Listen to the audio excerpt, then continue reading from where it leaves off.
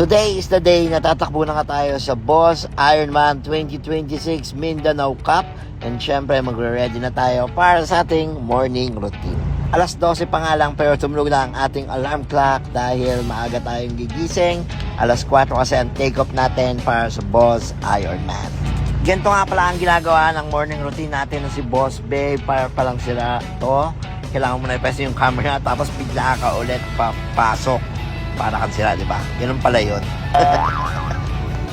Dali-dali na nga tayo naligo para hindi tayo malate dahil meron tayong sasabayan, si Balwick, sasabay tayo sa mga kamag-anak niya at sila ang maghahatid sa atin doon sa grid. Dito nga ay makikita nyo, nagtutoothbrush ako pero napipilitan lang ako. Labag sa loob ko itong ginagawa ko dahil hindi naman talaga ako naliligo dahil hindi ko naman birthday. Pero wala na nga tayong magagawa, nandiyan na yan, tuloy na natin, ligo na tayo, tuloy natin ang ligo natin, let's go. Habang naliligo nga tayo ay di sinasadyang nalaglagan sa bon at napalingon ako dahil baka may tumira sa wet pants ko. What? Dali-dali na nga tayong nagbihis dahil sila Balwick ay nakaabang na sa atin sa labas. At syempre bago tayo umalis, kailangan muna natin ng inspirasyon. Syempre ano pa nga ba? Tara na, punta na tayo ng grid. Excited na ako para sa Boss Ironman 2026 Mindanao Cup. Ready? Ready? Excited na. Boss Ironman, Money Pay. Let's go. Oh, salamat sa paghatid. Yan, kapatid.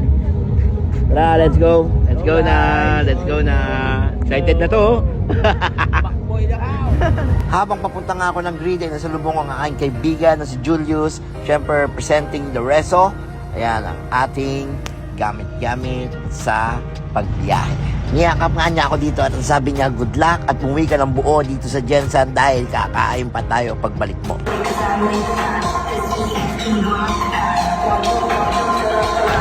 Siyempre, hindi naman mawala dito yung mga idols natin yung nagpapapicture. Siyempre, picture dito, picture doon. Siyempre, pagbibigyan natin lahat yan as long as nakaya natin i-accommodate lahat ng ating fans. Malapit na mag-take off kaya nagre-ready na ako. Lalagay na ako ng mga kailangan ko para sa aking motor. And siyempre, nagre-ready na rin yung iba na mga kasali sa Boss Ironman 2026 Mindanao Cup. Hindi rin siyempre mawawala sa atin ang pamimigay ng sticker. Siyempre, nagdala ako ng maraming stickers by Team Graffiti. Ayan, kuha lang sila ng kuha. Yung iba dumodoble pa. Sabi ko, abuso kayo. Charot. Siyempre, ang tanging mission natin dito is yung mapasaya yung mga fans natin at yung mga matyagang nag-aantay at nagsisend up sa atin dito. And siyempre, sa mga madadaanan ko, kita-kits tayo dyan dahil nagtira ako ng stickers para sa inyo lahat. Sa mga hindi aabutin, pasensya na po at babalikan ko kayo. This is my third time joining BIMC or Boss Ironman. And syempre dito medyo kakaiba dahil hindi natin baluarte to at tayo sa baluarte ng Mindanao.